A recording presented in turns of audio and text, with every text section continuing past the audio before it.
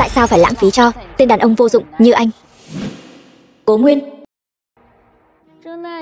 mở to mắt ra mà nhìn cho kỹ.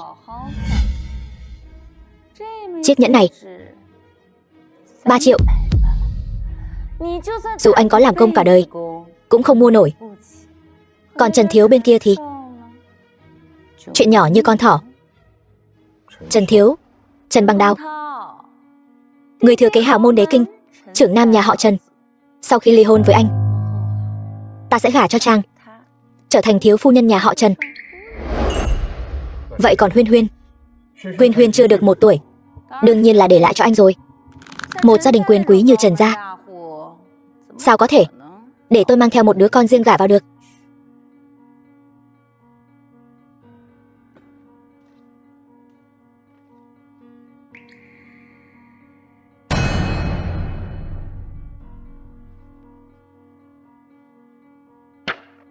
Cảm ơn.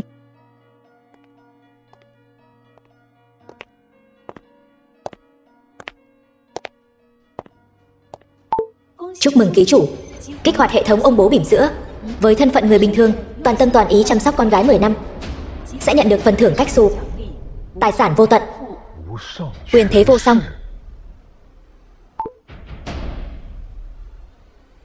Huyên Huyên, ba sẽ cho con một cuộc sống tốt đẹp hơn bất kỳ ai. Mẹ, con gái Cố Nguyên, Cố Huyên Huyên. Mẹ ở đâu? The film was translated and narrated by M Media. Phu nhân, tôi tìm được con gái bà rồi. Thiếu phu nhân Trần gia, Liễu Ngọc Hoa. Có phải cô bé đó không?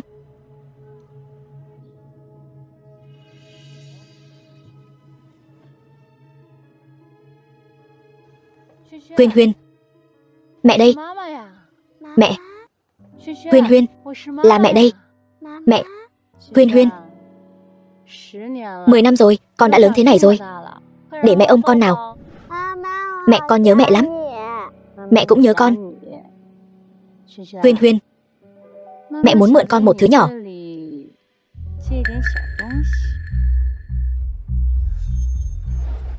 Đi theo mẹ nào, Huyên Huyên. Liễu Ngọc Hoa, cô làm gì vậy? Cố Nguyên, 10 năm không gặp, anh vẫn cái bộ dạng nghèo hèn này. Tôi ly hôn với anh, xem ra là quyết định đúng đắn nhất đời tôi. Nếu tôi đi theo anh, cả đời này tôi đừng hòng sống sung sướng. Ta sống tốt hay không, không cần Trần phu nhân bận tâm. Cố Nguyên, anh sống không tốt, không dám gặp tôi. Vậy còn Huyên Huyên, anh không cho Huyên Huyên gặp mẹ sao? 10 năm nay, cô chỉ lo làm thiếu phu nhân nhà họ Trần, không quan tâm đến Huyên Huyên, chưa từng chăm sóc con bé một ngày nào. Cô xứng làm mẹ nó sao? Ba, mẹ cần con. Quả nhiên đoán không sai, không phải tự nhiên mà cô đến đây. Nói mau, có chuyện gì, nói xong thì cút, đừng làm phiền cuộc sống cha con chúng tôi.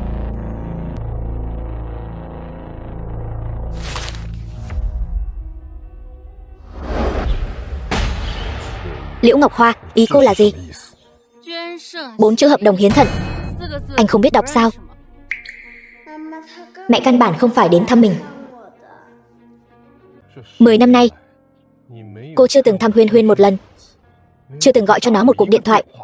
Bây giờ cô tìm đến cửa, vừa mở miệng đã đòi một quả thận của Huyên Huyên. Cô xứng làm mẹ nó sao? Tiểu Dũng bị suy thận, sắp mất mạng rồi, chỉ có Huyên Huyên mới cứu được nó. Đó là chuyện của cô, không liên quan gì đến Huyên Huyên. Cả Tiểu Dũng và Huyên Huyên đều là con tôi, chúng là chị em cùng mẹ khác cha. Bây giờ em trai gặp nạn, chẳng lẽ người làm chị không nên hy sinh sao? Hơn nữa chỉ là một quả thận thôi mà, đâu phải lấy mạng nó. Có gì to tát đâu, chỉ là một quả thận thôi mà. Cô nói nghe thật dễ dàng. Cô có biết không có một quả thận sẽ như thế nào không? Bác sĩ nói chỉ ảnh hưởng chút ít đến sức khỏe thôi mà, không được thức khuya, không được vận động mạnh, không được làm việc nặng nhọc thôi mà. Cô còn mặt mũi đến đây. Bây giờ Huyên Huyên chưa đến 11 tuổi, vì con trai của các người mà muốn hủy hoại cả cuộc đời nó. Cô nỡ sao? Có gì đâu, cùng lắm thì Trần gia nuôi nó cả đời. Anh cũng biết Trần gia giàu có đến mức nào, nuôi Huyên Huyên cả đời, cho nó sống như công chúa chẳng phải chuyện nhỏ sao? Ngoài ra, tôi cũng sẽ bồi thường cho anh một chút. Ở chợ đen, một quả thận 30 vạn. Còn đây là chi phiếu hẳn 500 vạn. Như đó tiền đổi một quả thận. Anh lời to rồi. Vậy mới phải chứ. Sao lại làm khó dễ chuyện tiền bạc? Đây là số tiền cả đời anh cũng không kiếm được.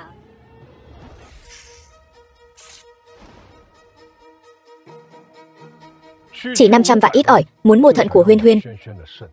Cô nằm mơ đi, 500 vạn ít ỏi. Khẩu khí cũng khá đấy. Chỉ với chút lương còng cõi của anh, bao nhiêu năm mới kiếm được số tiền này? Tôi hiểu rồi. Anh cho rằng cơ hội này ngàn năm có một. 500 vạn quá ít, không thỏa mãn được lòng tham của anh.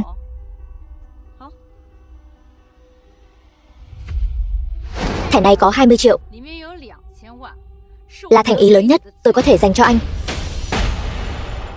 Đừng được voi đòi tiền. Liễu Ngọc Hoa, cô có biết không, trên thế gian này không phải ai cũng thấy tiền là sáng mắt như cô. Còn rất nhiều thứ quan trọng hơn tiền. Cố Nguyên, anh rốt cuộc muốn thế nào mới đồng ý? Tôi chỉ hỏi cô một câu. Nếu bây giờ người nằm trên giường bệnh là Huyên Huyên, cô có để con trai nhà họ Trần hiến thận không? Không thể nào. Tiểu Dũng là cháu trai đích tôn của nhà họ Trần. Cơ nghiệp to lớn của nhà họ Trần này cuối cùng sẽ giao vào tay nó.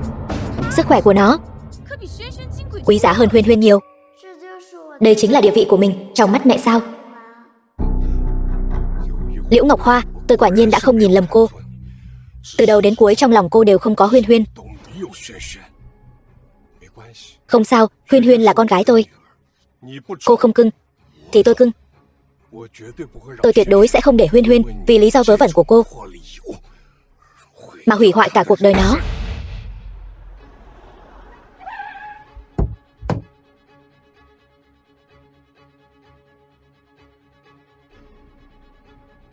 Cố Nguyên, chị tôi nói chuyện phải trái với anh. Liễu Ngọc Khôn, là vì còn nhớ chút tình nghĩa trước kia. Đừng có mà không biết điều. Tình nghĩa? Nếu cô ta còn nhớ một chút tình nghĩa nào đó thì sẽ không đưa ra yêu cầu vô lý như thế. Cố Nguyên, anh phải biết thân biết phận. Anh là thân phận gì? Nhà họ Trần là thân phận gì? Không biết tự lượng sức mình. Anh nói rõ hơn xem nào. Tiểu Dũng là cháu đích tôn do chị tôi sinh cho nhà họ Trần. Người thừa kế tương lai của nhà họ Trần, số phận đã định là cao cao tại thượng, còn nó chỉ là một đứa con hoang hạ tiện. Có thể hiến thận cho Tiểu Dũng kéo dài sự sống, đó là vinh hạnh của nó. Nói ai là con hoang? Tất nhiên là con nhỏ này rồi. Đi theo tôi mau lên. Tôi không cho phép bất cứ ai động vào một sợi tóc của Huyên Huyên. Dám đánh tôi? Huyên Huyên đừng nghe chó hoang sổ bậy. Con không phải là con hoang. Con là tiểu công chúa của ba. Mày làm phản rồi. Mày là cái thá gì? Cho hắn ta một bài học. Lên.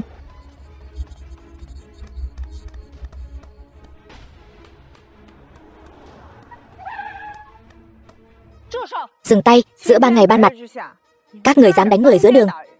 Người đẹp, mấy người quen nhau sao? Giám đốc tập đoàn Tân Hãn, Lâm Ấu Vi. Không quen. Tôi thấy mấy người bắt nạt họ quá đáng. Tôi nói cho mấy người biết tôi đã báo cảnh sát rồi. Tôi khuyên mấy người nên thả họ ra. Cố Nguyên, hôm nay tôi nể mặt người đẹp này, tha cho mày, nhưng mày nhớ kỹ, chuyện này chưa xong đâu. Không ký thỏa thuận hiến thận, Sơn Thành sẽ không có chỗ cho mày dung thân. Tao có cả trăm cách để xử mày. Chúng ta đi. Cảm ơn. Kỳ hạn 10 năm kết thúc vào đêm nay. Nếu thật sự dám giở trò bị ổi thì sẽ khiến Sơn Thành này trời long đất lở.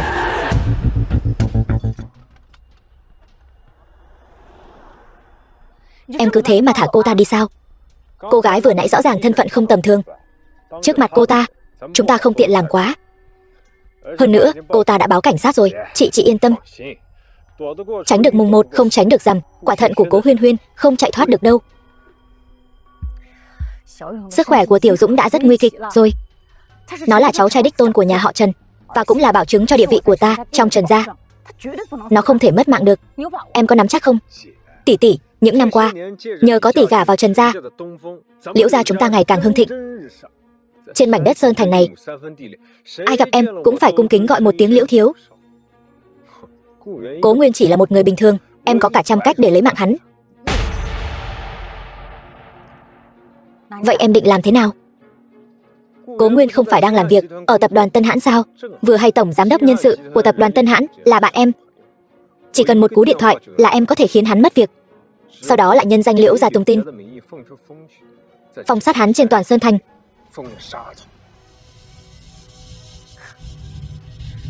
Như vậy, nguồn thu nhập của Cố Nguyên sẽ bị cắt đứt hoàn toàn.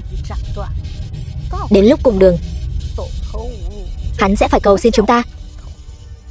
Cố Nguyên không biết điều, phúc lộc đầy nhà không cần, lại cứ muốn chắn đường Liễu ra chúng ta. Em muốn hắn quỳ ở đây, van xin em cho Cố Huyên Huyên hiến thận cho Tiểu Dũng.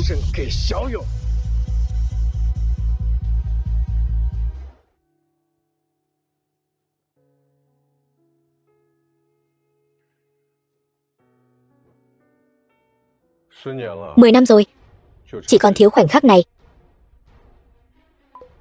Ký chủ tận tâm đồng hành cùng con gái 10 năm, thành công nhận được gói quà lớn hệ thống ông bố bỉm sữa.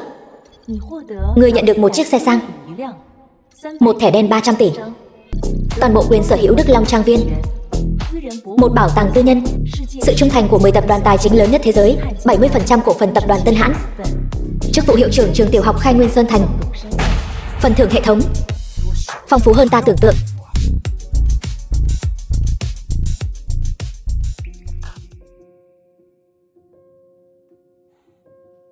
Huyên Huyên, từ nay về sau sẽ không còn ai dám bắt nạt con nữa.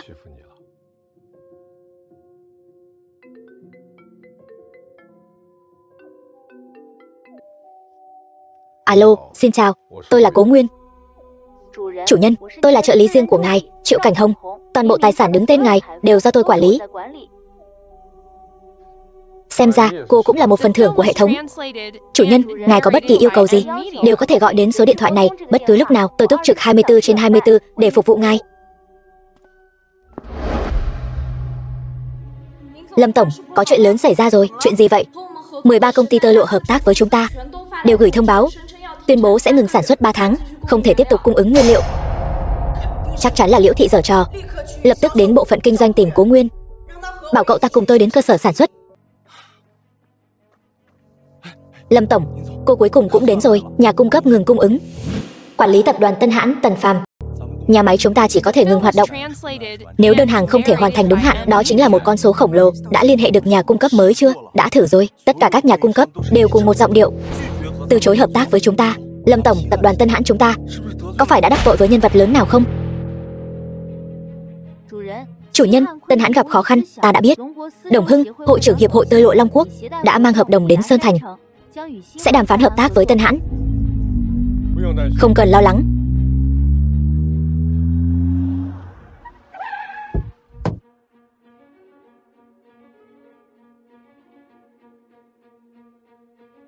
Lâm tổng, chúng ta lại gặp mặt rồi. Các người đến đây làm gì? Đương nhiên là đến xem cô diễn trò hay.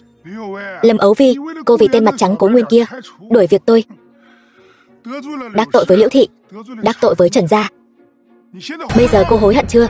Khi nhìn thấy Lâm tổng, mỹ nhân như hoa như ngọc bị uất ức, tôi thật sự có chút không nỡ. Thế này đi, tôi cho cô một cơ hội, đuổi việc Cố Nguyên, rồi ngủ với tôi một đêm. Tôi bảo đảm Tân Hãn sẽ bình an vô sự, vô sỉ. Cố Nguyên, anh cũng xứng làm đàn ông sao? Chẳng lẽ anh còn muốn luôn trốn sau lưng phụ nữ sao?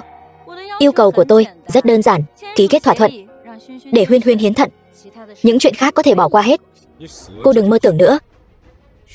Thận của Huyên Huyên không phải là vật phẩm, tuyệt đối sẽ không đem ra giao dịch. Lời hay khó khuyên, đúng là đáng ghét. Vậy thì anh cứ chờ tập đoàn Tân Hãn phá sản, hết đường xoay sở đi. Tôi muốn xem, đến lúc đó anh còn có thể cứng rắn như bây giờ không? Cô nghĩ nhiều rồi. Tập đoàn Tân Hãn sẽ không phá sản. Tôi đã tìm được cho nó nhà cung cấp tơ lụa mới. Cố Nguyên ơi là Cố Nguyên, anh thật sự làm tôi rất mắc cười đấy. Chỉ là dựa vào dung mạo này của cậu, kẻ bám váy Lâm Ấu Vi, cậu tưởng mình thật sự hô phong hoán vũ được sao? Tôi nói cho cậu biết, nếu cậu có thể tìm được nhà cung cấp mới, tôi sẽ livestream tự bêu xấu mình. Liễu thiếu gia cũng không thể nói chắc chắn như vậy. Nhỡ đâu vị cố tiên sinh này thật sự thần thông quảng đại thì sao? Tôi rất tò mò. Phó hội trưởng Hiệp hội Tơ Lụa Long Quốc Từ Thanh Phong. Vị cố tiên sinh này bằng cách nào mà thông qua canh tìm được nhà cung cấp lụa mới? Hiệp hội Tơ Lụa Long Quốc. Cậu là cái thá gì? Hiệp hội Tơ Lụa Long Quốc? Sao có thể dây dưa với loại người như cậu? Cố Nguyên, cậu còn dám nói thật? Biết cái gì gọi là múa đao trước mặt oan công không? Vị này chính là Phó hội trưởng Hiệp hội Tơ Lụa Long Quốc, Từ tổng Từ Thanh Phong. Vậy tôi thật sự thấy rất tiếc. Không ngờ Hiệp hội Tơ Lụa lại xuất hiện một kẻ cùng Liễu thị cấu kết với nhau, đồng lõa làm bậy. Nếu bây giờ cậu hối lỗi, đứng về phía Tân Hãn, tôi sẽ bỏ qua chuyện cũ. Nếu không, tự gánh chịu hậu quả. Khẩu khí thật lớn. Tin tức tôi đã truyền xuống. Bây giờ toàn bộ thương nhân lụa của Long Quốc tuyệt đối sẽ không hợp tác với Tân Hãn. Tôi muốn xem thử cậu có bản lĩnh gì có thể khiến tôi hối hận. Lâm tổng, bây giờ cô có hai con đường. Hoặc là cúi đầu trước Liễu thiếu gia, hoặc là cô cứ tiếp tục giữ lấy tên kẻ bám váy không biết trời cao đất dày này, tự cầu nhiều phúc. Lâm tổng, giấy thôi việc của Cố Nguyên tôi đã soạn sẵn cho cô rồi, chỉ cần ký tên thôi. Còn có thẻ phòng tổng thống của khách sạn Đế Hào này, mấy ngày nay tôi đều qua đêm ở đó. Khuyên cô nên sớm đưa ra quyết định. Nếu không kéo dài quá lâu, cho dù nguyên liệu của cô đầy đủ, e rằng cũng không kịp nữa rồi.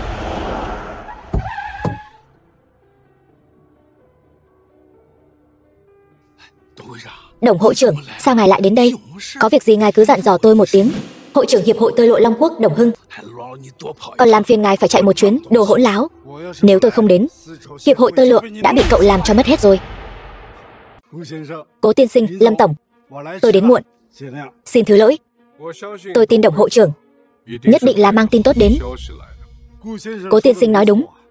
Lần này tôi đến chính là đại diện cho Hiệp hội Tơ Lụa Long Quốc cùng tập đoàn Tân Hãn ký kết hiệp nghị hợp tác chiến lược. Tập đoàn Tân Hãn cần bao nhiêu lụa, Hiệp hội Tơ Lụa Long Quốc chúng tôi sẽ cung cấp bấy nhiêu.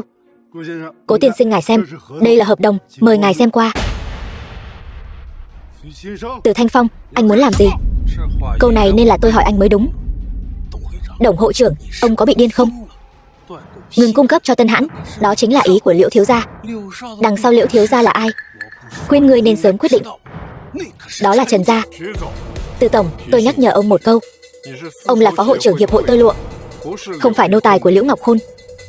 Ông hét như vậy, Liễu Ngọc Khôn rốt cuộc cho ông bao nhiêu lợi ích?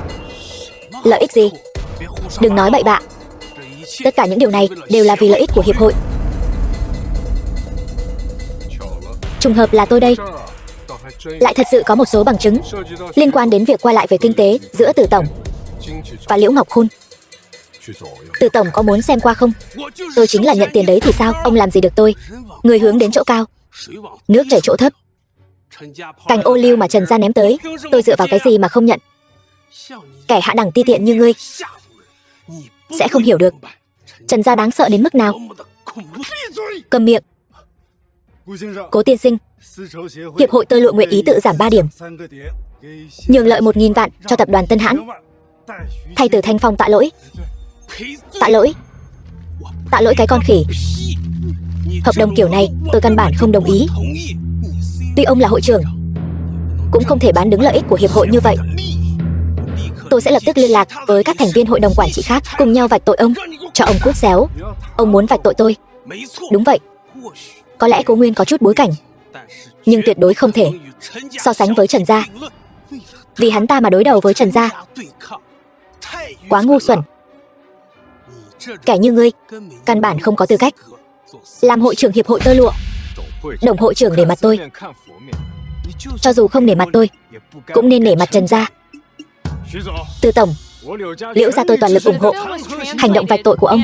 Trong Hiệp hội Tơ Lụa có vài vị hội đồng quản trị có quan hệ tốt với Trần gia. Tôi sẽ lấy danh nghĩa bằng đao ra hiệu cho họ đứng về phía Từ tổng. Tôi tin chỉ có Từ tổng mới là người có thể dẫn dắt Hiệp hội Tơ Lụa đi xa hơn. Lời nói của tôi tuy nhẹ, nhưng cũng có thể làm trâu làm ngựa cho Từ tổng. kiên quyết ủng hộ Từ tổng lên vị trí cao, dẫm mất mạng con bọ Cố Nguyên này, dẫm mất mạng tập đoàn Tân Hãn. Lâm Ấu Vi, cô hãy nhận thức rõ hiện thực đi. Bây giờ Cố Nguyên không giúp được cô, Đồng Hưng cũng không giúp được cô. Cô chỉ có một con đường, ngoan ngoãn thần phục dưới thân Liễu Thiếu, thỏa mãn hắn. Còn ngươi Cố Nguyên, không còn Đồng Hưng và sự che chở của tập đoàn Tân Hãn, ngươi chỉ là một con chó mất chủ. Sau này ta sẽ từ từ xử lý ngươi. Từ tổng đừng vội. Sao hả? Biết sợ rồi sao? Không sao, ngươi quỳ xuống dập đầu cho ta vài cái. Ta đại nhân đại lượng không chấp tiểu nhân. Rồi lại phối hợp với Liễu Thiếu, ngoan ngoãn ký vào thỏa thuận hiến thận đi. Đứa con gái của ngươi có gì đáng giá đâu, sao có thể sánh bằng cháu trai đích tôn của Trần gia. Ý tôi là, Từ tổng, ngươi vẫn nên lo lắng cho bản thân mình trước đi. Theo tôi được biết, chỉ có thành viên của hiệp hội tơ lụa mới có tư cách luận tội hội trưởng. Còn ngươi, e rằng đã không còn là thành viên của hiệp hội tơ lụa nữa rồi. Sao có thể như vậy? Hiệp hội tơ lụa là của nhà ngươi sao? Ta sẽ gọi vài cuộc điện thoại ngay bây giờ, cho ngươi biết ta trong ngành tơ lụa là hô phong hoán vũ như thế nào. Vảnh tai lên mà nghe cho kỹ. Đây chính là ông lớn của ngành lụa Giang Nam, Vương tổng. Thuê bao quý khách vừa gọi.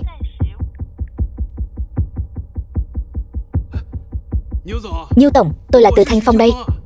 Đừng có gọi điện thoại nữa, đồ xúi quẩy. Ngươi đã bị phong sát toàn diện rồi. Không biết sao, từ nay về sau, thành viên của hiệp hội tơ lụa sẽ không có bất kỳ giao thiệp nào với ngươi. Hãy chuẩn bị tinh thần phá sản đi. Sao có thể? Sao có thể như vậy được? Đồ ngu. Đồng hội trưởng, đừng đứng đó nữa. Chuyện hợp tác vào trong rồi nói. Mời. Đồng hội trưởng, tôi nghĩ chúng ta vẫn còn có thể thương lượng. Chỉ cần ông từ bỏ hợp tác với Tân Hãn, Liễu thị chúng tôi nhất định sẽ hậu tạ. Khu vực sản xuất trọng yếu, người không phận sự miễn vào. Tần quản lý, nếu ai dám đi theo, đánh gãy chân hắn.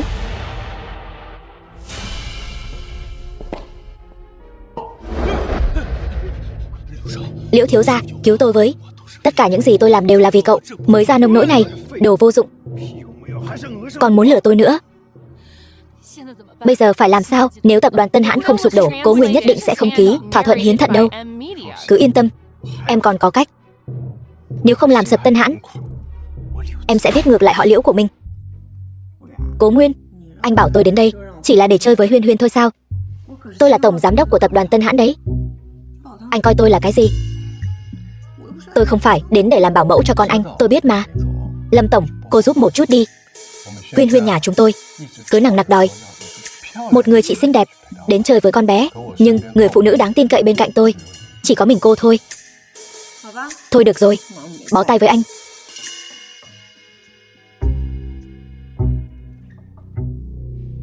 Là người xấu. Huyên Huyên, ngoan nào, con về phòng trước đi. Liễu Ngọc Khôn, sao cậu lại đến nữa? Nếu là về chuyện của tập đoàn Liễu thị thì không cần phải nói nhiều. Tối nay tập đoàn Liễu thị phải bị phá sản thanh toán. Cố Nguyên, đừng có nói sớm như vậy. Hãy hỏi thân phận của người bên cạnh tôi này, rồi hãy quyết định cũng chưa muộn. Biết đâu lát nữa anh sẽ phải hạ mình cầu xin chúng tôi ở lại đây. Dù là thân phận gì, quyết định của tôi cũng sẽ không thay đổi. Liễu thị phải tiêu tan, không cần bàn cãi. Cố Nguyên, khẩu khí lớn thế, không coi Liễu thị ra gì. Vậy còn nhà họ Trần đứng sau Liễu thị thì sao? Cô đừng có cáo mượn oai hùng. Cô không đại diện được cho nhà họ Trần, ta đại diện không được cho Trần gia, nhưng người bên cạnh ta thì có thể. Mở to mắt mà nhìn cho kỹ. Vị này là chồng tôi, con trai cả của Trần gia đế kinh, Trần Bằng Đào. Ngươi chính là Trần Bằng Đào. Ai cho ngươi cái gan hùm dám gọi cái tên này? Ba chữ Trần Bằng Đào là thứ mà ngươi có thể gọi sao?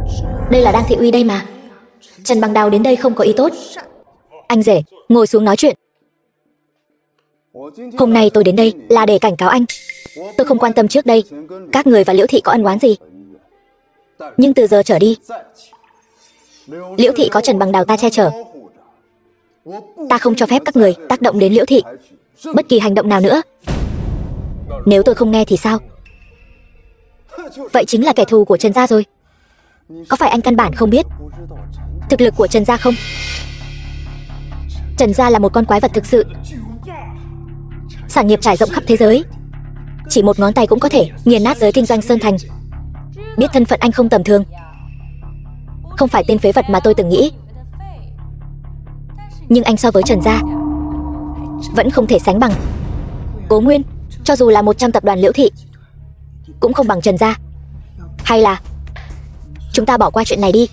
Trùng hợp thay, ta đây lại thích thử thách giới hạn. Lúc này, người của chúng ta e rằng đã tiến hành vây bắt tập đoàn Liễu thị rồi.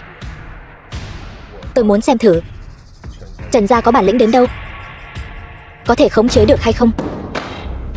Kẻ ngạo mạn kia dám làm địch với Trần gia, anh đúng là chán sống rồi. Anh đối với thực lực của Trần gia hoàn toàn không biết gì cả. Tôi rất muốn được chứng kiến mệnh lệnh ta hạ xuống là hôm nay cho tập đoàn Liễu thị phá sản thanh toán. Trần đại thiếu gia nếu không nhanh chóng ra tay, tòa nhà của tập đoàn Liễu thị sẽ sớm đổi chủ đấy. Cố Nguyên, đây là tự anh chuốc lấy. Tôi nói cho anh biết, tập đoàn Liễu thị ta bảo vệ xong rồi. Đồng thời, tập đoàn Tân Hãn của các người ta sẽ nhổ tận gốc. Có kẻ dám khiêu khích uy nghiêm của Trần gia, điều động toàn bộ lực lượng của Trần gia đánh vào tập đoàn Tân Hãn, đồng thời bảo vệ tập đoàn Liễu thị, anh sẽ ngay lập tức cảm nhận được áp lực vô song của Trần gia. Tự cầu nhiều phúc đi, Cố Nguyên. Cho dù anh có tiền, cái tính bẩn tiện trong xương cốt này là không thể thay đổi được. Làm địch với Trần gia, đây là sự lựa chọn hối hận nhất của cả đời này của anh. Gần đây, Trần gia chúng tôi và tập đoàn Thanh Minh đang thiết lập mối quan hệ hợp tác hết sức quan trọng. Ta không muốn phát sinh sự việc ngoài dự đoán. Nếu ngươi đã không muốn sống thì ta sẽ thành toàn cho ngươi. Không sao, nghe máy đi, bật loa ngoài. Lâm tổng, hỏng rồi, có một loạt tin xấu. Nói trên thị trường đột nhiên xuất hiện một lượng lớn đồ ngủ lụa giá rẻ, rẻ hơn chúng ta một nửa. Sản phẩm của chúng ta bán không được nữa. Còn gì nữa? Trên mạng xuất hiện rất nhiều bài viết bôi nhọ sản phẩm của công ty chúng ta. Cục diện khá căng thẳng, bộ phận quan hệ công chúng căn bản không kiểm soát được. Thấy chưa, sức mạnh của Trần gia, một tập đoàn Tân Hãn còn con, thật sự là không thể chống đỡ nổi. Những điều này chỉ mới là bắt đầu. Tin xấu của tập đoàn Tân Hãn liên tiếp xuất hiện, còn Liễu thị chúng ta vẫn vững như Thái Sơn. Ta nói Cố Nguyên, cái gọi là phong sát của ngươi đâu? Gấp cái gì, kiên nhẫn chút, chờ xem. Cố Nguyên thật sự là giỏi diễn đấy. Ngươi cứ chờ xem. Ta nói cho ngươi biết, chỉ cần Trần gia còn, không thể có tin xấu. Sao vậy Liễu Ngọc Khôn? Nghe máy đi.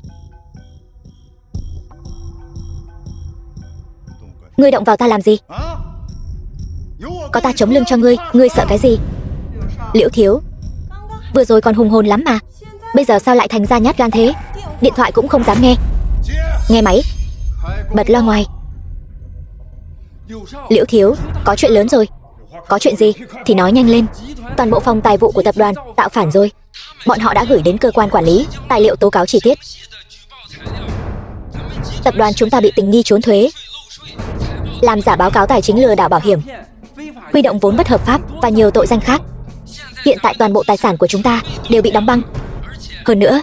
Hơn nữa cái gì nói mau. Ngài là người đại diện pháp luật của công ty, ngài phải chịu trách nhiệm trực tiếp. Không bao lâu nữa, ngài có thể phải vào tù đấy.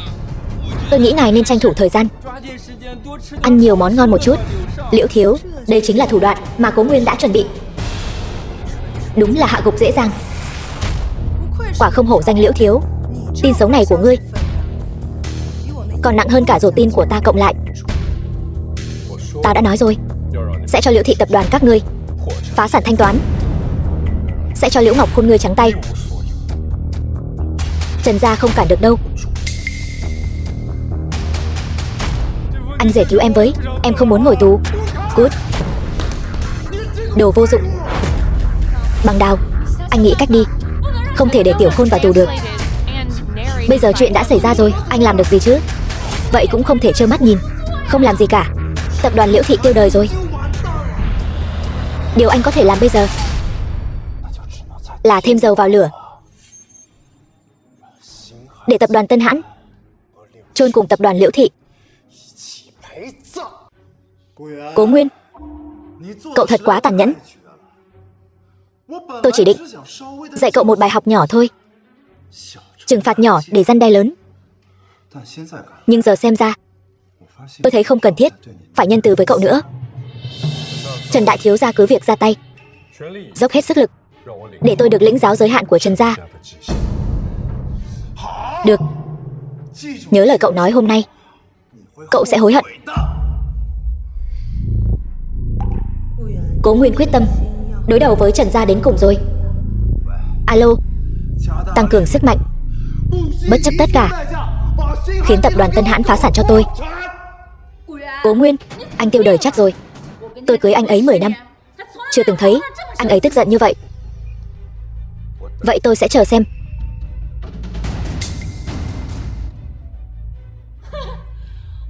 Báo ứng đến nhanh thật. Lâm Ấu Vi, nghe máy đi, bật loa lên. Tôi nóng lòng muốn nghe tin tập đoàn Tân Hãn phá sản rồi. Tôi đã nói, trước sức mạnh tuyệt đối của Trần gia, tập đoàn Tân Hãn chỉ là con kiến hôi. Không sao, nghe đi, có lẽ là tin tốt. Cố Nguyên, cậu đúng là không thấy quan tài không đổ lệ mà. Chần chừ gì nữa, không dám nghe sao? Để tôi. Cô, tin tôi đi. Alo, Lâm tổng. Kỳ tích, tập đoàn Tân Hãn chúng ta được cứu rồi. Alo, Lâm tổng, cô có đang nghe máy không? Tôi đang nghe đây. Rốt cuộc chuyện gì vậy? Sao tập đoàn Tân Hãn chúng ta lại được cứu? Có nguồn vốn bí ẩn đổ vào, nhanh chóng thu mua toàn bộ đồ ngủ đang bị bán tháo, mạnh mẽ ổn định thị trường. Còn dư luận trên mạng thì sao? Tất cả bình luận tiêu cực đều biến mất. Bình luận tích cực tăng mạnh, thậm chí còn tạo thành làn sóng tranh mua. Thế vấn đề hoàn tiền của khách hàng thì sao? Đại đa số khách hàng đã rút đơn trả hàng và đặt thêm đơn mới. Tổng doanh thu cao hơn hôm qua gấp 3 lần. Tập đoàn chúng ta không chỉ sống lại mà còn sống tốt hơn trước. Trần đại thiếu gia, đòn trừng phạt của cậu thật mạnh mẽ. Mạnh tay thêm chút nữa, tập đoàn Tân Hãn lọt top 500 thế giới là nhờ cậu rồi. Nếu đây là trừng phạt của Trần thiếu gia thì cứ trừng phạt mạnh tay hơn nữa đi. Bằng đào, chuyện gì thế này? Trần quản gia. Trần thiếu gia, cậu đang làm gì vậy? Tôi muốn tập đoàn Tân Hãn phá sản, cậu hiểu không? Trần thiếu gia, chuyện này không liên quan đến chúng tôi. Có người đứng sau giúp đỡ tập đoàn Tân Hãn. Thủ đoạn của bọn họ cao minh hơn, tiền vốn lại càng hùng hậu. Chúng ta không đấu lại được bọn họ. Tôi không cần lý do, tôi chỉ cần kết quả. Kết quả? Tôi nói cho anh biết, bất chấp tất cả, hôm nay tôi phải khiến tập đoàn Tân Hãn phá sản. Không thể tiếp tục đàn áp nữa. Trần thiếu, chúng ta vận hành số vốn lớn như vậy đã kinh động đến lão gia rồi. Cha ta. Lão gia lên tiếng rồi. Mục tiêu quan trọng nhất hiện tại của Trần gia là hợp tác với tập đoàn Thanh Minh. Mọi chuyện khác đều gác lại hết. Nếu còn vi phạm, xử lý theo gia pháp đấy Trần thiếu. Cút.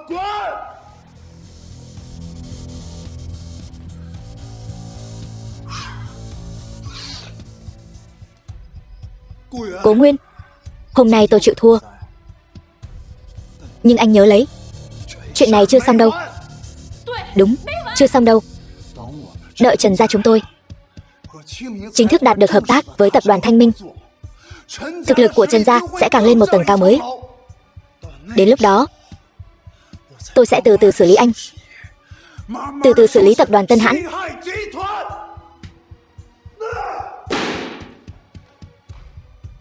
Cố Nguyên, sẽ không bỏ qua cho các người đâu. Đôi cẩu nam nữ các người sẽ không sung sướng được bao lâu nữa.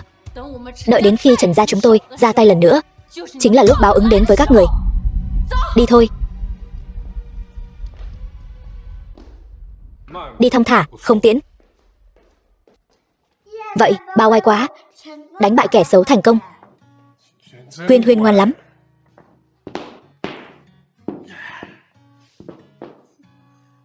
Huyên Huyên, sao lại? Chỉ là công lao của một mình ba chứ. Dì Lâm cũng rất giỏi mà. Vậy mới đúng chứ. Ba và dì Lâm đúng là trời sinh một cặp. Con nít con nôi biết gì chứ. Đừng nói bậy. Huyên Huyên, sao con học được mấy thứ này vậy? Huyên Huyên không nói bậy. Ba và dì Lâm thật sự rất xứng đôi. Nếu hai người có thể ở bên nhau, Huyên Huyên sẽ rất vui. Công ty tôi có chút việc, tôi đi trước nhé. 3 ngày nữa là sinh nhật của Huyên Huyên. Người bên dưới đã sắp xếp tiệc sinh nhật rồi. Đến lúc đó cùng đi nhé. Tôi biết rồi. The film was translated and narrated by M Media. Hội trưởng, có chuyện gì? Tôi tố cáo có người phỉ báng Lâm tổng của tập đoàn Tân Hãn. Kẻ nào to gan lớn mật như vậy? Một kẻ ăn nói hỗn xược phỉ báng Lâm tổng. Kẻ còn lại thậm chí còn dám trực tiếp mạo danh Lâm tổng. Nhất định không thể tha cho bọn chúng.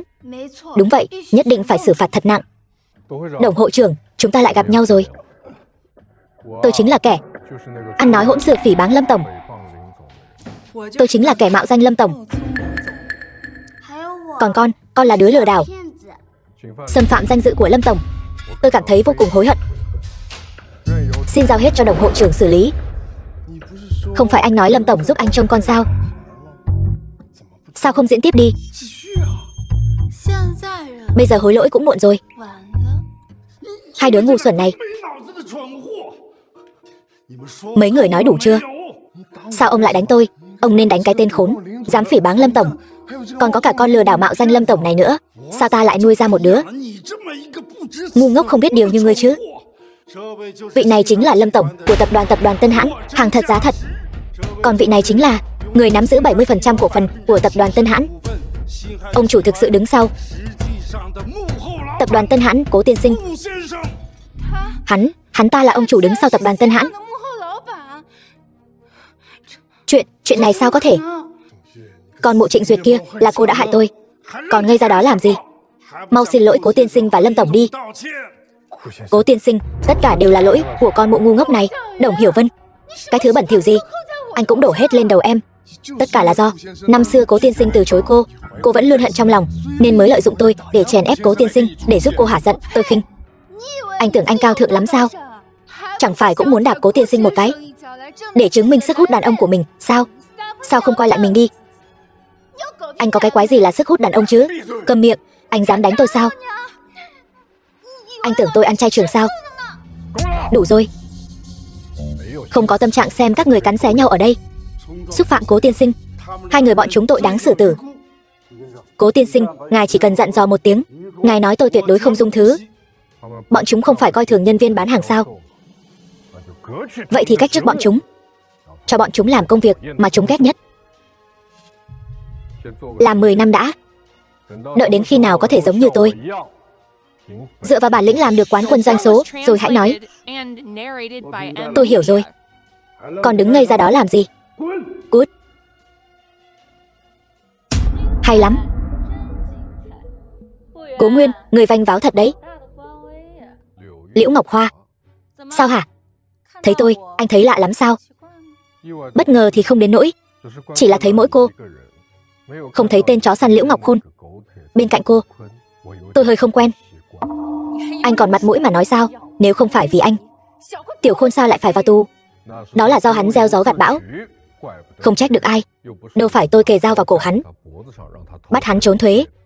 Cố Nguyên, mẹ của Liễu Ngọc Hoa, Tề Lệ Mai, ngươi thật độc ác. Dù sao Ngọc Khôn cũng từng là em vợ của ngươi. Ngươi sao lại nhẫn tâm thế? Bà phải hiểu rõ, là hắn ta ra tay với Huyên Huyên trước. Với một đứa bé gái, vừa vu khống vừa bắt cóc. Đạo đức suy đồi, không có giới hạn. Nương tay với loại cầm thú này sao? Miệng lúc nào cũng Cố Huyên Huyên. Con bé đáng ghét đó không phải đang đứng trước mặt cậu sao? Nó cũng có bị làm sao đâu. Cậu dựa vào cái gì mà đổ hết mọi tội lỗi lên đầu Ngọc Khôn? Làm cho rõ đi. Huyên Huyên không bị thương là vì Cố Nguyên bảo vệ tốt. Con đàn bà nào đây? Đây là chuyện nhà họ Liễu chúng tôi, liên quan gì đến cô mà xen vào? Đã dám làm loại chuyện thất đức này thì đừng sợ người ta nói. Loại tai họa như các người mất mạng hết đi, xã hội này sẽ văn minh thêm 100 năm. Còn dám nói nhảm nữa, tôi sẽ nát miệng cô ra. Dám động vào cô ấy một cái, tôi sẽ bẻ gãy tay bà. Tôi nói được làm được. Mẹ, đừng nói nhiều với bọn họ. Hai người các ngươi cút ra ngoài. Ở đây không chào đón các ngươi. Đây là khách sạn Hồng Nghiệp. Nếu không phải nhà họ Liễu các người, tôi dựa vào cái gì mà phải cút? Thì dựa vào tôi là thiếu phu nhân nhà họ Trần. Dựa vào bữa tiệc lần này là do tập đoàn Thanh Minh tổ chức, nhà họ Trần hiệp trợ. Nghe thấy chưa?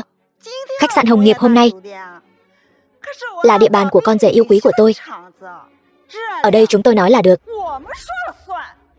Là hai người tự ra ngoài, hay là tôi gọi người đuổi các người ra ngoài? Trần phu nhân, hôm nay là tiệc sinh nhật của vị tiểu công chúa bí ẩn kia. Mọi chuyện nên dĩ hòa vi quý. Đồng hội trưởng, ông đừng có ở đây giả làm người tốt nữa. Chuyện sổ sách giữa Trần gia và hiệp hội tơ lụa tôi sẽ từ từ tính toán với ông sau. Hôm nay tôi không rảnh để ý đến ông. Bây giờ tôi chỉ muốn đôi cậu nam nữ Cố Nguyên và Lâm Ấu Vi biến mất khỏi tầm mắt của tôi. Đúng đó. Ông là cái thá gì? Lời con gái tôi chính là lời của Trần gia. Không đến lượt ông ở đây nói này nói nọ. Trần phu nhân, tôi chỉ muốn nhắc nhở cô rằng tất cả những người có mặt ở đây hôm nay đều là khách của vị tiểu công chúa bí ẩn kia. Cố tiên sinh cũng vậy. Khách? Cố Nguyên hắn ta không xứng. Ai là khách? Ai không phải là khách? Không phải do Trần phu nhân quyết định. Đồng hội trưởng, ông đừng quên, đơn vị đồng tổ chức lần này là Trần gia chúng tôi. Tất cả thiệp mời tôi đều tận mắt chứng kiến. Hai người bọn họ không có trong danh sách khách mời. Không mời mà đến cũng gọi là khách sao? Được lắm, Cố Nguyên. Thì ra cậu là lẻn vào đây, mặt dày mày dạn ăn trực. Chúng tôi đường đường chính chính đi vào. Hay cho câu đường đường chính chính. Vậy thì hãy đưa thiệp mời của anh ra cho mọi người xem nào. Đúng vậy, đưa ra cho mọi người xem nào. Tôi thật sự không có thiệp mời. Sao hả? Không giả vờ được nữa rồi chứ gì. Nếu tôi là cậu, mặt mũi này xấu hổ đến mức không biết giấu đi đâu.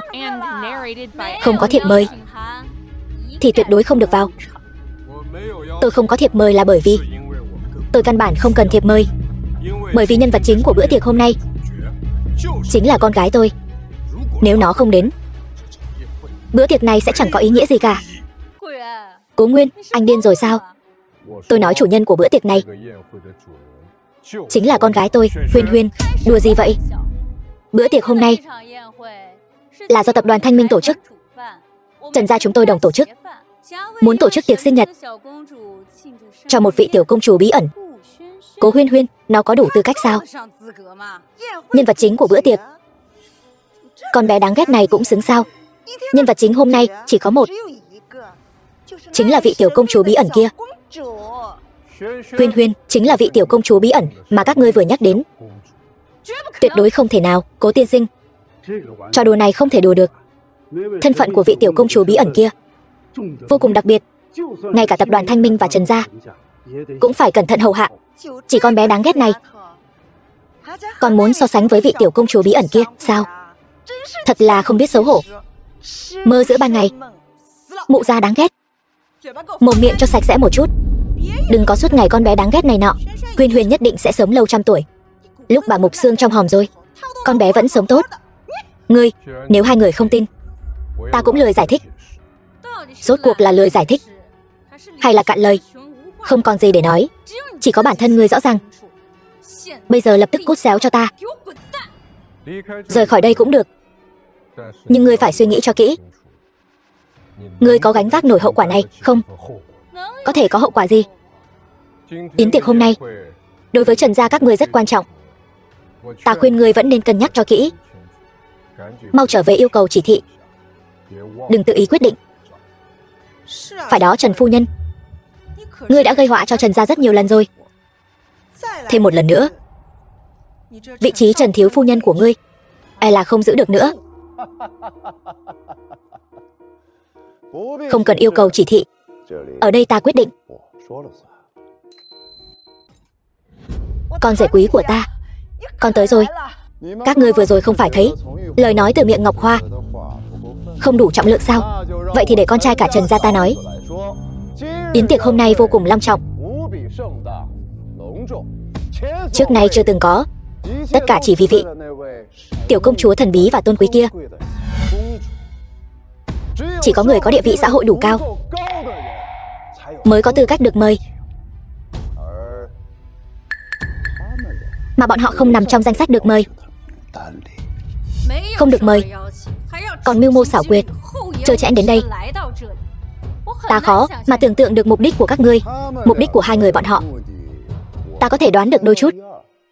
Là yến tiệc thế này không gì khác ngoài muốn nịnh bợ tập đoàn Thanh Minh. Trí tưởng tượng thật phong phú. Nghĩ cũng hay lắm. Các ngươi không có phúc phận này, thấy được yến tiệc long trọng này.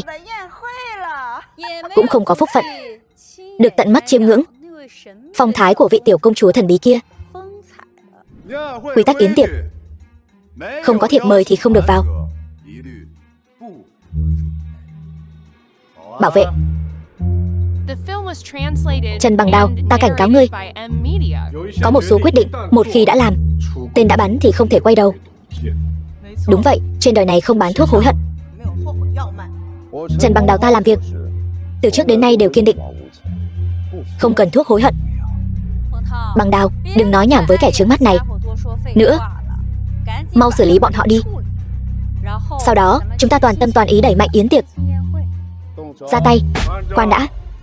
Cố Nguyên, ngươi còn gì muốn nói? Không cần bọn họ ra tay, chúng tôi sẽ tự đi. Nhưng ngươi hãy nhớ kỹ, một khi ta bước ra khỏi cánh cửa này, ngươi sẽ không còn cách nào cầu xin ta quay lại. Cố Nguyên, ngươi đang nằm mơ giữa ban ngày sao? Kẻ trướng mắt, cút càng xa càng tốt. Con rể quý của ta nhìn các ngươi thêm một cái cũng là ban ơn cho các ngươi rồi. Trần đại thiếu gia, tôi đảm bảo đây sẽ là quyết định khiến cậu hối hận nhất đời. Chúng tôi không quay lại nữa. Một lũ xấu xa.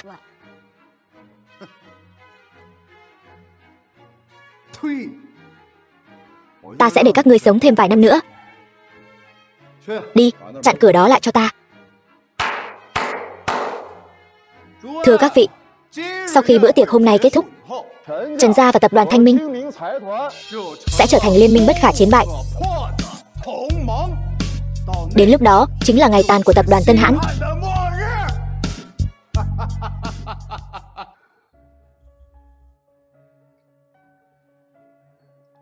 Chu tổng, đối với sự sắp xếp lần này của Trần gia chúng tôi, ngài có hài lòng không? Rất hài lòng. Vậy thì xin chúc mừng trước sự hợp tác vui vẻ giữa hai nhà chúng ta. Chỉ cần tiểu công chúa này vui vẻ trong bữa tiệc thì mọi chuyện đều dễ nói.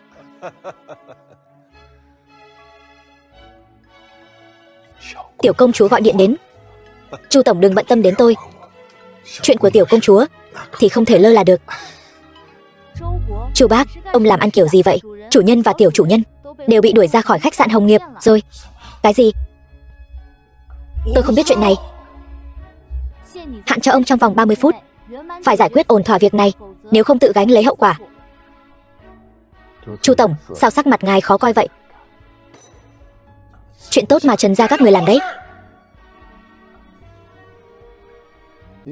Lát nữa tiểu công chúa vừa đến, em liền đẩy bánh kem cho cô ấy. Bằng mọi giá phải lấy lòng tiểu công chúa. Yên tâm đi, em nhất định sẽ hầu hạ vị tiểu công chúa bí ẩn này thật chu đáo. Cha, Chu tổng, tiểu công chúa khi nào đến vậy? Đồ nghịch tử, còn mặt mũi mà hỏi nữa sao? Cha làm gì vậy? Phải đó cha, Trước mặt bao nhiêu người như thế này, người cũng nên giữ thể diện cho bằng đào chứ. Thể diện với những chuyện ngu xuẩn mà các người đã làm. Còn muốn thể diện nữa sao? Chu tổng, ý ngài là sao vậy? Tiểu công chúa vừa mới đến rồi, nhưng đã bị một số kẻ không biết nhìn người đuổi ra khỏi hội trường. Tôi không có thư mời là bởi vì tôi căn bản không cần. Bởi vì nhân vật chính của bữa tiệc hôm nay chính là con gái tôi. Nếu nó không đến thì bữa tiệc này chẳng có ý nghĩa gì cả. Ông là Cố Huyên Huyên. Cái đứa con hoang đó chính là tiểu công chúa mà chúng ta vừa đợi sao? Giữ mồm miệng cho sạch sẽ. Dù thế nào cũng phải mời tiểu công chúa quay lại cho ta. Mấy người các anh, còn cả những người đã sỉ nhục tiểu công chúa, cùng đi với tôi. Tạ tội. Cố Nguyên, anh giấu tôi kỹ quá. Sớm biết anh có thân phận cao quý như vậy, tôi cần gì phải ly hôn, tốn bao công sức chiều chuộng Trần Bằng Đào trên giường. Còn đứng ngây ra đó làm gì? Mau đi theo tôi.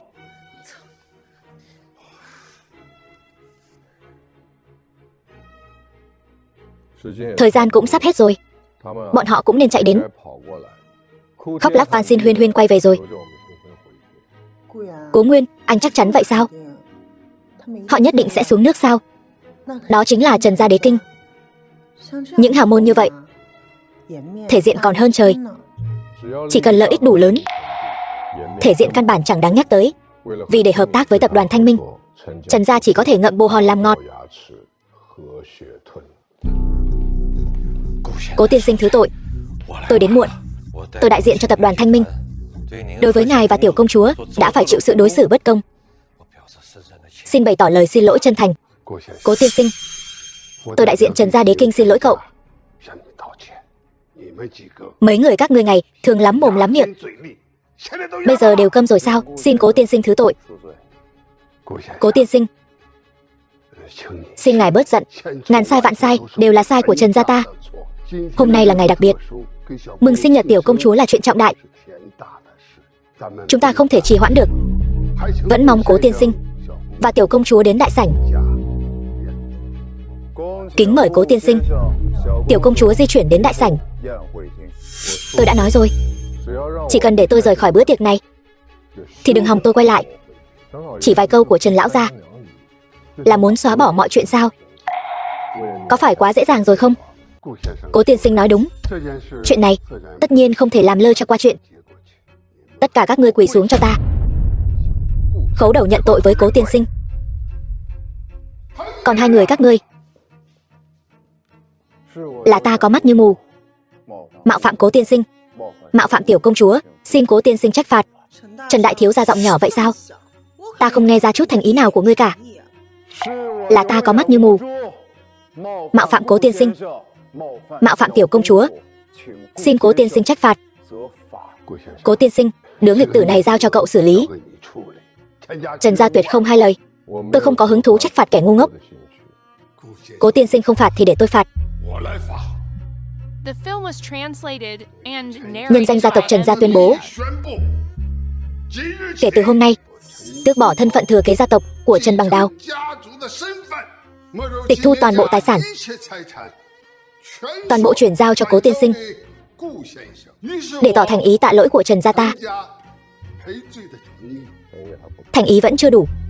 Tôi biết mâu thuẫn giữa Trần gia và cố tiên sinh hiển nhiên đều là vì người đàn bà ngu xuẩn Liễu Ngọc Hoa này. Kể từ hôm nay, trục xuất Liễu Ngọc Hoa khỏi Trần gia. Trần gia không còn người con dâu này nữa, không còn Liễu gia là thông gia nữa. Vẫn còn thiếu chút nữa, mong cố tiên sinh chỉ bảo thêm. Chuyện hôm nay, rốt cục Trần gia phải trả giá lớn đến mức nào, ngài mới bỏ qua được. Đưa tiểu công chúa trở lại yến tiệc rất đơn giản. Bữa tiệc này và tất cả những người liên quan đến Trần gia phải cút khỏi đây cho ta. Trong bữa tiệc này, có ta thì không có Trần gia, có Trần gia thì không có ta. Ta đã quyết rồi. Yến tiệc hôm nay, Trần gia và ta không thể cùng tồn tại. Tôi muốn biết đây là thái độ của riêng cố tiên sinh hay là thái độ của toàn bộ tập đoàn Thanh Minh? Tập đoàn Thanh Minh của tôi luôn lấy Cố tiên sinh làm đầu. Vậy còn Trần gia tôi và sự hợp tác với tập đoàn Thanh Minh thì sao? Tất cả đều hủy bỏ. Chu tổng, tôi muốn nhắc nhở ông một câu, Trần gia và tập đoàn Thanh Minh hợp tác thì cả hai cùng có lợi, chia rẽ thì cả hai cùng thiệt. Ý ông là gì? Nếu lời đã nói đến mức này rồi, vậy tôi sẽ nói thẳng. Trần gia cần sự hỗ trợ của tập đoàn Thanh Minh để tiến lên một tầm cao mới. Tập đoàn Thanh Minh cũng cần sự phối hợp của Trần gia để nhanh chóng mở rộng thị trường. Một khi hợp tác tan vỡ, Trần gia tôi chắc chắn sẽ cản trở sự phát triển của tập đoàn Thanh Minh.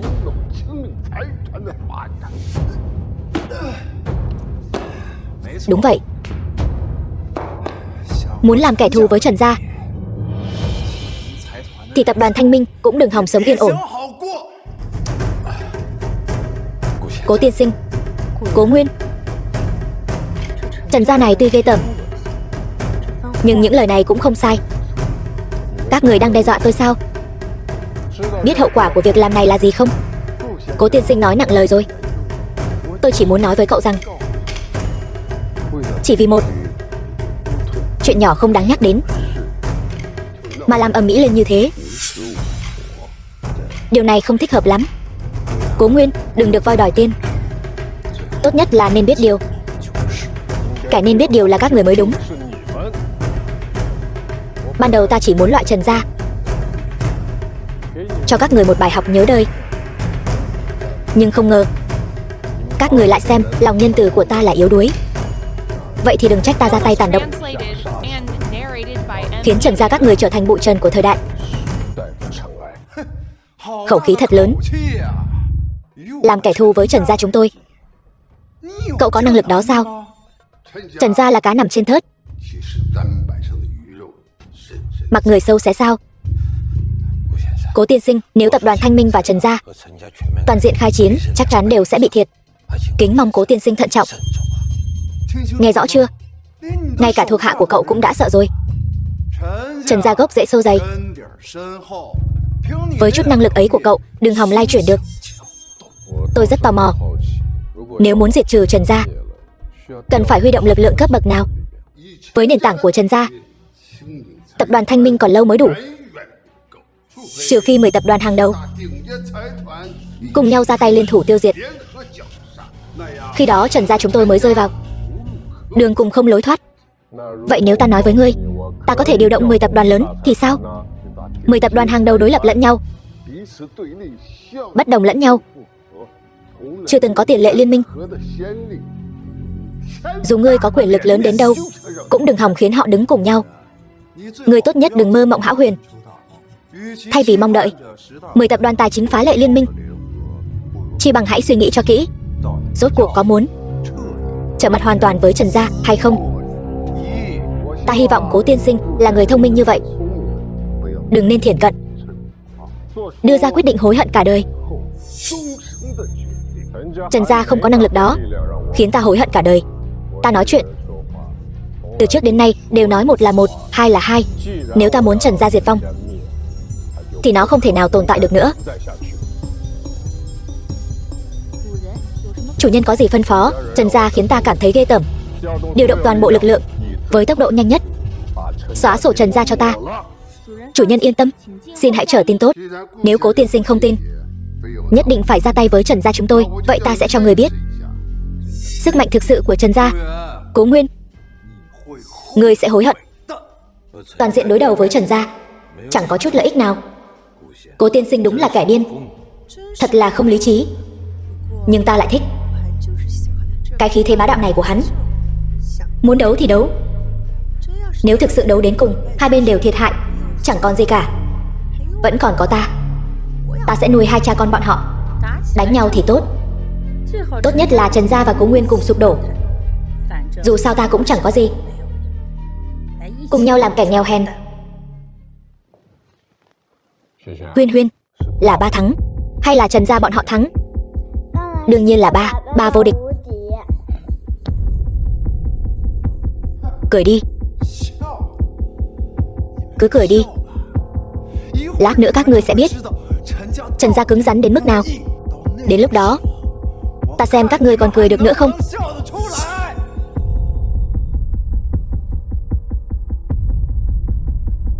Lão gia, không ổn rồi. Tập đoàn Thanh Minh tuyên chiến với chúng ta. Chuyện này ta đã biết từ lâu rồi. Có gì mà phải hoảng hốt. Tập đoàn Thanh Minh tuy lợi hại, bọn họ muốn đánh thì đánh với bọn họ đến cùng. Nhưng tuyên chiến với chúng ta không chỉ có tập đoàn Thanh Minh. Ngoài tập đoàn Thanh Minh ra còn ai nữa? Còn có Bích Cốc tập đoàn, Tinh Nguyệt tập đoàn, Tử Vi tập đoàn, 10 tập đoàn đỉnh cấp đều lên tiếng rồi, muốn phong sát Trần gia chúng ta. Cha sao vậy? Sao ta lại sinh ra đứa con phá gia chi tử như con? Vừa rồi 10 tập đoàn đỉnh cấp đã ra tuyên bố chung liên kết tiêu diệt toàn bộ sản nghiệp của Trần gia chúng ta, triệt để nghiền nát đế chế thương mại của Trần gia. Không thể nào. Không thể nào. Cố Nguyên làm sao có năng lực điều động 10 tập đoàn tài chính thì ra ngoài tập đoàn Thanh Minh, các tập đoàn tài chính khác trong top 10 cũng đều nghe theo Cố tiên sinh. Cố Nguyên lại có bệ đỡ như vậy. Liễu Ngọc Hoa, con đồ ngu ngốc, tại sao con lại ly hôn? Đây là đánh mất một chàng rể quý như vàng này. Cố tiên sinh, là tôi có mắt như mù, là ta ngu xuẩn vô năng, là ta không biết trời cao đất dày. Ngàn lần không nên đối đầu với Cố tiên sinh. Cầu xin Cố tiên sinh dừng tay. Đã quá muộn rồi. Ta ghét nhất là cảm giác bị người khác đe dọa. Nếu như anh đã xâm phạm vùng cấm thì hãy chờ bị thanh toán đi. Xin Cố tiên sinh hãy cho Trần gia chúng tôi thêm một cơ hội. Trần gia từ trên xuống dưới nguyện phụng sự Cố tiên sinh làm chủ. Từ nay về sau sẽ toàn tâm toàn ý phục vụ Cố tiên sinh. Không cần. Ta không cần những thuộc hạ như các người. Ta khuyên ông một câu, hãy nhanh chóng bán hết tài sản của Trần gia, để lại cho mình một ít chi phí dưỡng lão. Nếu không chỉ có thể lang thang đầu đường xó chợ. Cố tiên sinh, tôi sẽ chừa lại cho ông một ít tài sản dưỡng lão.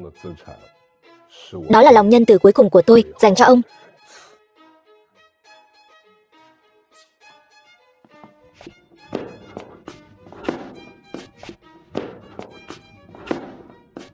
Chu tổng, Cố tiên sinh, ngài cứ dặn dò. Bên tiệc rượu đã chuẩn bị xong xuôi chưa? Đã chuẩn bị xong xuôi từ lâu rồi, chỉ đợi ngài và tiểu công chúa nhập tiệc. Vậy chúng ta mau đi thôi. Cũng đến lúc cho tiểu công chúa của chúng ta một bữa tiệc sinh nhật thật vui vẻ rồi. Cố tiên sinh, mời. Đi đi, còn ngẩn ra đó làm gì? Đây là cơ hội cuối cùng của con đấy. Nếu con đánh mất chàng rể quý này thì hối hận cũng không kịp đâu. Cô còn việc gì nữa không? Tôi muốn tái hôn với anh. Tái hôn? Đúng, tái hôn. Chúng ta đã chia tay 10 năm rồi. 10 năm nay anh vẫn một mình. Không tái hôn. Em biết trong lòng anh vẫn chưa quên em. Liễu Ngọc Hoa, cô nghĩ nhiều rồi đấy. 10 năm nay tôi không kết hôn là vì tôi sợ người phụ nữ khác sẽ đối xử không tốt với Huyên Huyên, chẳng liên quan gì đến cô cả. 10 năm trước, từ khoảnh khắc cô bỏ chồng con, tôi đã hết hy vọng với cô rồi. Ngọc Hoa cũng chỉ là nhất thời hồ đồ, làm sai chuyện thôi. Cậu không cho nó một cơ hội sao? Cố Nguyên, tôi và Bằng Đào 10 năm nay sống cũng không hạnh phúc.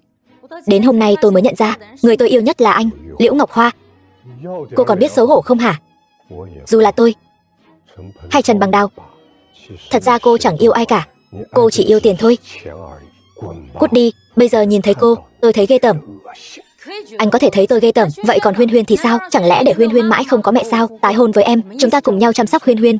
Liễu Ngọc Hoa, sao cô còn mặt mũi nhắc đến Huyên Huyên? Buổi tối khi Huyên Huyên vừa khóc vừa gọi mẹ thì cô đang ở đâu? Khi Huyên Huyên mỗi ngày hỏi mẹ đi đâu rồi thì lúc đó cô ở đâu? 10 năm rồi không gọi một cuộc điện thoại, không viết cho Huyên Huyên một lá thư. Bây giờ cô xuất hiện lại muốn Huyên Huyên cho một quả thận. Người phụ nữ như cô có xứng làm mẹ không? Dù thế nào đi nữa, máu mủ tình thâm. Cho dù Ngọc Hoa đã làm sai rất nhiều chuyện, cậu cũng không thể phủ nhận. Nó chính là mẹ của Huyên Huyên. Huyên Huyên không cần mẹ. Các người cút nhanh đi. Đừng làm phiền cuộc sống của chúng tôi. Huyên Huyên có cần mẹ hay không, không phải do anh quyết định. Huyên Huyên, lại đây mẹ ôm. Huyên Huyên muốn có mẹ không? Huyên Huyên gọi mẹ đi. Chỉ cần nắm được Cố Huyên Huyên và Cố Nguyên, dù không muốn cũng phải ngậm bồ hòn làm ngọt mà tái hôn với Ngọc Hoa. Đến lúc đó nhà họ Liễu chúng ta lại được sống trong nhung lụa, cửa rộng nhà cao, còn sung sướng hơn cả khi dựa vào nhà họ Trần. Huyên Huyên muốn mẹ. Đây là lựa chọn của Huyên Huyên sao? Nào Huyên Huyên, đến chỗ mẹ. Trước đây là mẹ không đúng, sau này mẹ sẽ dành toàn bộ tình yêu cho con. Nhưng Huyên Huyên không cần người đàn bà xấu xa này làm mẹ. Con bé này sao lại nói chuyện như vậy? Ngoài Ngọc Hoa ra, ai có thể làm mẹ của con? Con thích dì Lâm. Con muốn dì Lâm làm mẹ của con. Đừng nói bậy. Nghe thấy không? Đây là lựa chọn của Huyên Huyên. Cái gọi là mẹ ruột của cô đã mất lòng Huyên Huyên từ lâu rồi. Con hồ ly tinh đáng ghét này cướp chồng tôi, bây giờ lại đến cướp con gái tôi. Tôi sẽ không tha cho cô. Anh dám đánh tôi? Vì người đàn bà này mà đánh tôi? Chẳng qua là có khuôn mặt xinh đẹp thôi. Tôi sẽ cào nát mặt cô. Tôi xem Huyên Huyên còn thích cô không? Hai người đối với tôi chẳng khác gì chó hoang. Tôi cảnh cáo hai người đừng có dây dưa nữa. Anh nghĩ muốn bỏ tôi như vậy sao? Nằm mơ đi. Không muốn tái hôn với tôi? Được thôi, đưa tôi 10 tỷ, coi như tiền tổn thất tinh thần. Đường ai nấy đi. Không ai nợ ai. Cô nói gì? Không muốn tái hôn với tôi cũng được. Đưa tôi 10 tỷ, coi như tiền tổn thất tinh thần. Từ nay coi như thanh toán xong. Tôi vẫn luôn tưởng mình đã nhìn thấu cô. Không ngờ sự trơ trẽn của cô lại không ngừng làm mới tam quan của tôi. Liễu Ngọc Hoa, đừng có ở đây làm ầm ĩ. Đòi hỏi quá đáng. Cô có biết 10 tỷ là bao nhiêu tiền không? Tôi đòi tiền hắn, không phải đòi tiền cô. Không đến lượt cô ở đây, chỉ trỏ tôi. 10 tỷ này thiếu một đồng cũng không được. Không được, 10 tỷ tuyệt đối không được. Đòi ít quá. Con xem đi, con từ thời trẻ đã yêu đương với hắn. Tiền bồi thường tuổi xuân cũng phải tính chứ. Tiền thù lao con sinh cho hắn đứa con gái Huyên Huyên đâu, cái này cũng phải tính chứ. Bây giờ hắn giàu có như vậy. Năm đó cưới con chỉ cho con 66 vạn lễ vật, cái này cũng phải bù. Đúng, những khoản này đều phải tính cho rõ ràng. Tính toán lặt vặt này nọ, ít nhất cũng phải 100 tỷ. Các người hết hy vọng rồi chứ? Số tiền này tôi sẽ không đưa cho các người một xu nào. Điều đó không tùy thuộc vào cậu. Hai mẹ con tôi sẽ đeo bám cậu. Cậu không phải đang ở tập đoàn Tân Hãn sao? Chúng tôi sẽ đến tập đoàn Tân Hãn, làm ầm ĩ trước cổng lớn, kể hết chuyện của cậu và con tiện nhân này ra. Tôi sẽ xem, đến lúc đó ai mất mặt. Thật là trơ trẽn. Về khoản mặt dày, thật sự không ai sánh bằng các người.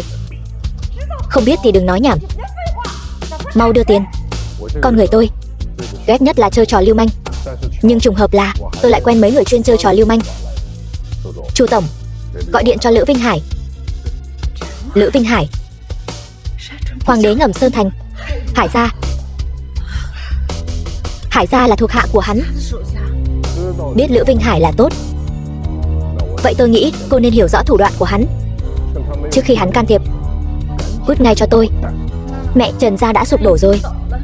Chúng ta không thể đắc tội với Hải gia. Đừng gọi cho Hải gia. Tiền này tôi không cần nữa. Chúng ta đi. Quả nhiên ác nhân cần ác nhân trị. Vất vả lắm mới giải quyết được những kẻ vô liêm sỉ này. Chúng ta mau bù sinh nhật cho Huyên Huyên thôi. Mời. Đi thôi. Mọi người, hôm nay mọi người tụ họp tại đây là để mừng sinh nhật tiểu công chúa tôn quý. Chúc tiểu công chúa sinh nhật vui vẻ. Chúc tiểu công chúa sức khỏe dồi dào. Bánh kem đến rồi. Tiểu công chúa thổi nến rồi ước đi.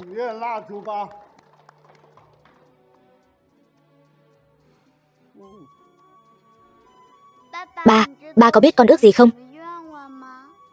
Con gái ngốc, đó là bí mật của con. Nhất định phải giữ trong lòng. Nếu không, nói ra, sẽ không linh nghiệm đâu. Con ước ba và dì Lâm mãi mãi sống hạnh phúc bên nhau.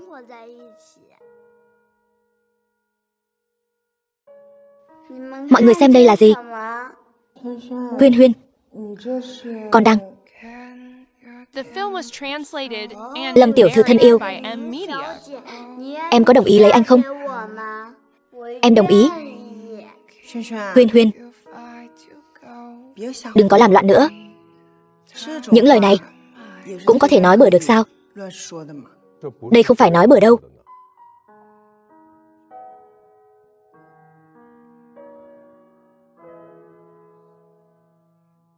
Lâm tiểu thư thân yêu, em có đồng ý lấy anh không? Dù dễ dàng hay gian nan, dù giàu sang hay nghèo khó, dù mạnh khỏe hay bệnh tật, dù tuổi trẻ hay tuổi già, chúng ta sẽ cùng nhau vượt qua mọi khó khăn. Chúng ta cùng nhau trải qua hoạn nạn. Em bằng lòng